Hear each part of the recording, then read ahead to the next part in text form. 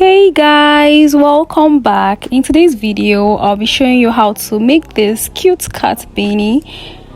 So this is super easy to make because all I had to do was make this big rectangle and fold together just like that.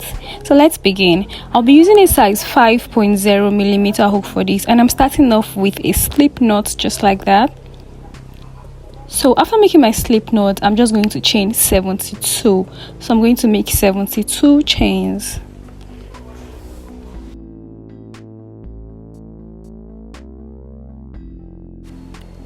Alright, so I have my 72 chains now, and I'm going to skip 2 chains from the hook and double crochet into the third chain. So the loop on the hook is not a chain, so count 2 chains from the hook, and into the third one I'm going to make a double crochet stitch. So yarn over, insert your hook into the chain and drag a loop from behind, so you have 3 loops on the hook. Yarn over, pull through 2 loops, yarn over again and pull through 2 loops. So that's the first double crochet stitch made, and from now we're just going to keep making double crochet stitches in all of the chains all the way down to the last chain. So I'm going to go off camera to complete this now. Just make sure to place 1 half double crochet stitch into all of the stitches until you get to the last stitch, to the last chain, sorry, and I'm going to come back to tell you what to do next.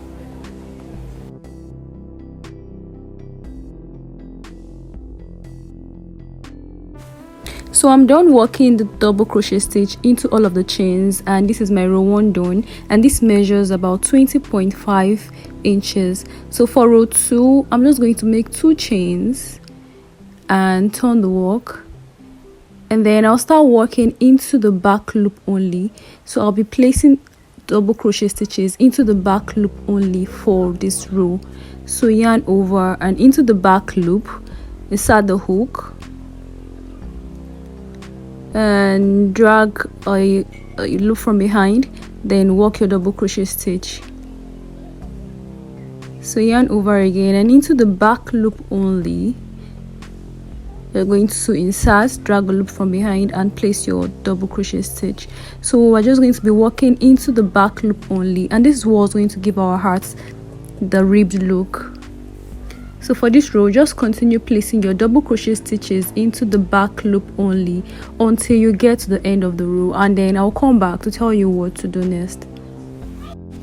So when I completed the first row, I had 70 double crochet stitches, and for the row 2 I should also have 70 double crochet stitches. So because we are repeating the same thing, we should always have the same number of stitches for all of the rows that we're going to be making for this heart. So I'm at the end of my row 2 now, and into the very last stitch. Make sure you're going into the very last stitch so that your projects wouldn't just be slanty. This can be a bit tricky, but just make sure you're going into the very last stitch for every row. So I'm just going to place my last double crochet stitch there, and I'm going to chain 2 for the next row again. So 2 chains and turn the project.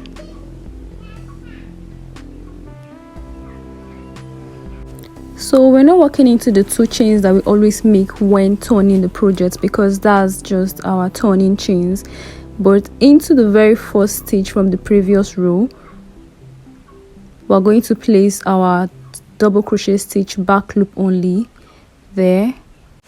So for row 3, make your double crochet stitch back loop only into the very first stitch, and double crochet back loop only into the next stitch, and you're just going to place double crochet back loop only into all of the stitches until you get to the last stitch. So basically the same thing we repeated for the row 2. So we're just going to be placing double crochet stitches back loop only until we get to the end of the row. So continue placing your double crochet stitch back loop only until you get to the end, and then I'll come back to tell you what to do next. Alright, so I've come to the very last stitch for my row 3, and I'm just going to place my double crochet stitch back loop only into the very last stitch, then chain 2, turn the project and continue. So this is my row 4 done, and I'm going to just continue making this until I get to the length that I want. So just continue placing your double crochet stitches back loop only until you get to the length that fits your head perfectly.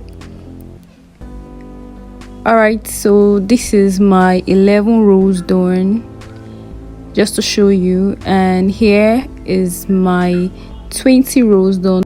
So I made a total of 20 rows of double crochet stitches back loop only, and this is the perfect fit for my head. And so this is how I place it on my head to be sure I have my perfect head size. And also keep it in mind that the ribbed crochet pattern is stretchy. Alright, so you can feel free to make more or less rows depending on how big or how small your head is. Next, I'm just going to fold the project just like this, making sure that the wrong side is outside.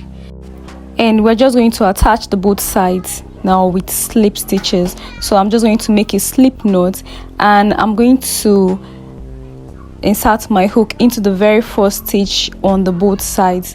So the first stitch on this side and the first stitch on the other side, and I'm just going to insert my slip knot, then drag it out of the both sides. So after doing that, I'll chain 1 and then into that very same stitch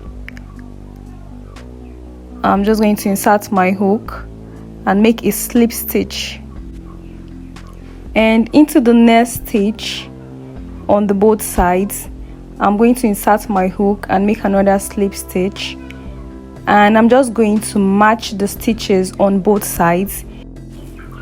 For attaching your crochet projects like this, a darning needle is always a preferred tool for attaching the sides like this, because it's easier to use, especially if you find it hard to do the slip stitches. Also, if you can't do the slip stitches with ease, just go ahead to attach your both sides with single crochet stitches. That's also going to work. That will also work. So continue like this. I advise you use a darning needle if you have one. So continue like this until you get to the very end.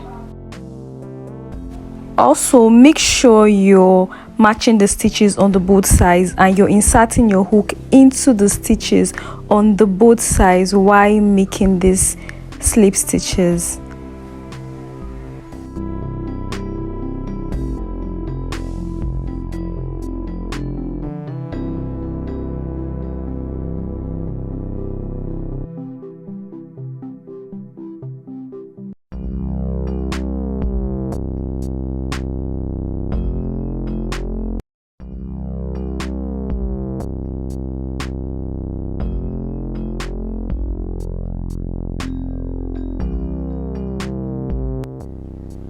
Alright, so I'm at the end, and after placing my very last slip stitch, I'm just going to chain 1 and drag the yarn like that, then cut, so I can just sew in that tail,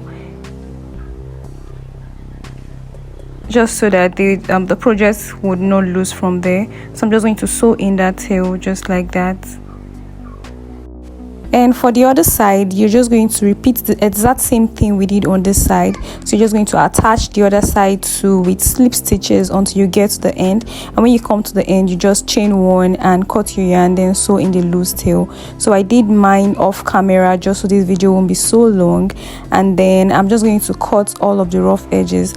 Then I'm just going to turn the work inside out just like this, and the hat is ready. Alright, so thank you guys for watching. I'll see you in my next video. Bye.